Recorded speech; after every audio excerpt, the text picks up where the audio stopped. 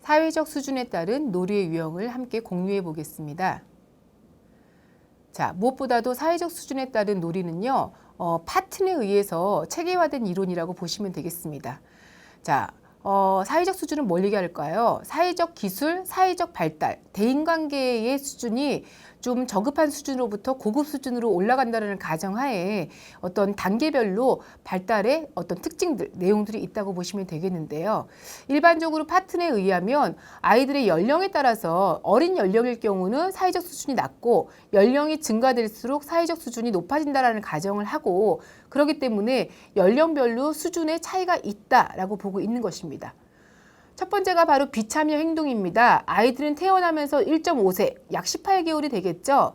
이때까지는 아이들이 사회적 수준이 어떠냐라고 본다면요. 수준이 굉장히 낮다라고 보는 거예요. 그래서 일명 이 시기에는 비참여 행동을 보인다라고 보고 있습니다. 자, 비참여 행동 무엇일까요? 용어 정리해 볼까요? 어느 놀이 형태에도 포함되지 않는 행동으로 순간적인 흥미에 따라서 시선을 움직이거나 이동하는 등 별다른 의욕을 보이지 않는 행동이다라고 보면 되겠습니다. 상상이 되세요? 예, 아이가 별로 놀지 않아요. 그런데 즉흥적으로 뭐가 날라오면 쳐다보고 있고 그 다음에 누군가가 도와주면 웃고 그렇지만 별로 재미없으면 뒤돌아서고 그러니까 큰 의욕이 없습니다. 내가 뭔가 주도권을 갖고 참여하거나 지금 놀고 있다라는 행동이 없는 것입니다. 자, 특별히 흥미 있는 것이 없을 때 아이들의 이 시기의 행동은 어떤 걸까요?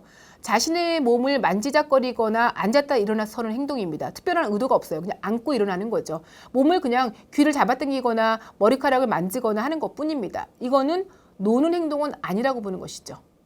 그 다음에 선생님을 따라다니는 행동이 있습니다. 이건 뭘까요? 선생님이 일로 가면 일로 따라가고 절로 가면 절로 따라가고 이거는 뭐죠? 특별히 놀이가 아니고 선생님을 의존한다든지 별반 할 일이 없기 때문에 그냥 따라다닐 뿐인 것이죠.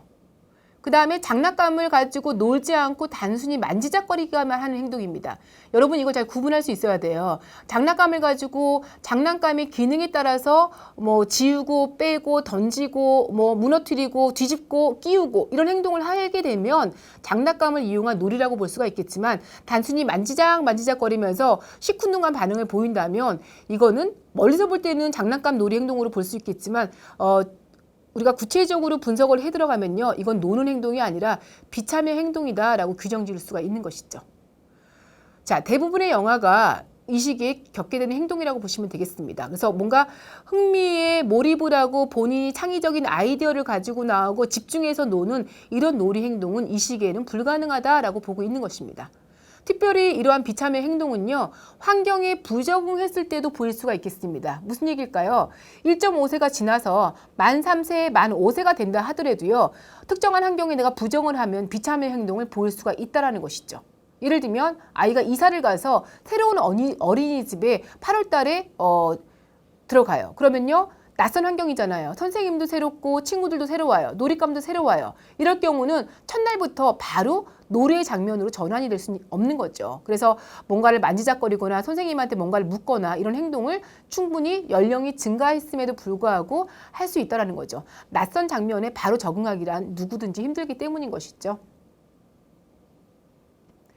자, 연령이 증가하면 이제 방관자적 행동을 보이고 있습니다. 이건 뭘까요?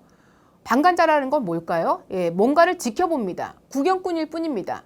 잘 노는 친구들 이렇게 보면서 그냥 지켜보는 거죠. 속으로 재미있겠다. 나도 놀고 싶다. 나라면 저렇게 놀 텐데. 저런 놀이할 때 이런 놀잇감을 가지면 더 재밌을 텐데. 그거를 그냥 참여하는 거예요. 구경꾼 차원에서 그야말로 팔짱 끼고 이렇게 지켜보는 이런 모습을 연상하시면 좋겠습니다. 특정 유아 집단을 관찰은 하고 있습니다. 관찰하는 이유는 우리가 내면의 속사정을 들어봐야겠지만 어쨌든 누군가를 응시하고 있는 겁니다. 관찰을 하기 위해선 당연히 놀고 있는 집단, 내가 관찰하고 싶은 집단 가까이에 있어야지만 소리도 들을 수 있겠고 무엇인지 정확하게 시각적으로 분별할 수가 있겠죠. 그래서 근접해 있습니다. 그리고 그 집단에서 발생하는 것을 듣고 보고 말할 수 있는 거리 내에 앉아 있거나 서 있습니다. 단지 나는 그 놀이 장면에 진입하지 않고 팔짱 끼고 지켜보고 있는 것이죠. 자, 어떤 아이가 이렇게 할까요? 내가 정말 놀고 싶은데 나도 같이 놀 수 있어? 라고 끼우는 과정을